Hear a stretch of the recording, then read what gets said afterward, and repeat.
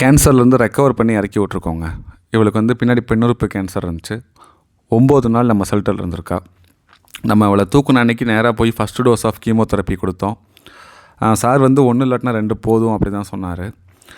ஒரு டோஸ்லேயே இவளுக்கு வந்து நல்லா ரெக்கவர் ஆகிடுச்சு. அது மாதிரி இவளை அடைச்சி போட்டுலாம் இவளை பார்க்க முடியாதுங்க. பயங்கர எஸ்கேப் டெண்டன்சி உள்ளவ. உள்ளுக்குள்ளே கதவை சுரண்டிக்கிட்டே கத்திக்கிட்டே எஸ்கேப் ஆகிறதுக்கு என்ன வாய்ப்பு இருக்குது அப்படின்னே வந்து ஓடிக்கிட்டே இருந்தா. ஸோ அவளுக்கு அவளே ஸ்ட்ரெஸ் ஆகிட்டே இருந்தா. ஸோ அதனால் போதும் ஒரு டோஸோடு முடிச்சுருவோம் சொல்லிட்டு போய் இறக்கி விட்டாச்சு. மேபி ஃப்யூச்சரில் இது ஸ்ப்ரெட்டபிள் தான், அப்படியே அதோட சரியாகும்னு சொல்ல முடியாது. மறுபடியும் ஃப்யூச்சரில் வந்துச்சுன்னா கீமோதெரப்பி போட்டு அவங்ககிட்ட ஃபீடஸ்ட்டு ஒப்படைச்சலாம் தான் பிளான். ஏன்னா இவளை உள்ளே வைக்க முடியல, ரொம்ப கஷ்டம் மீன்ஸ் வந்து நமக்கு இல்லை, அவளுக்கு தான் கஷ்டம். ஸோ அதனால் இவள் வந்து மருத்துவத்துக்குலாம் செட் ஆக மாட்டாள். பயங்கர ஃப்ரெண்ட்லி, கிடைக்க மாட்டாள். பட் ஆனால் எஸ்கேப் டெண்டன்சி, ஓடணும், வெளியே போகணும் அப்படிங்கிற தாட்ஸ் நிறையா உள்ள டாகுவை. ஸோ இன்றைக்கி நல்லபடியாக இறக்கி விட்டாச்சு. இப்போ அவளுக்கு சுத்தமாக அந்த கேன்சர் இல்லை. பட் இந்த கேன்சரை பொறுத்த வரைக்கும் மறுபடியும் வர்றதுக்கு வாய்ப்பு இருக்குது.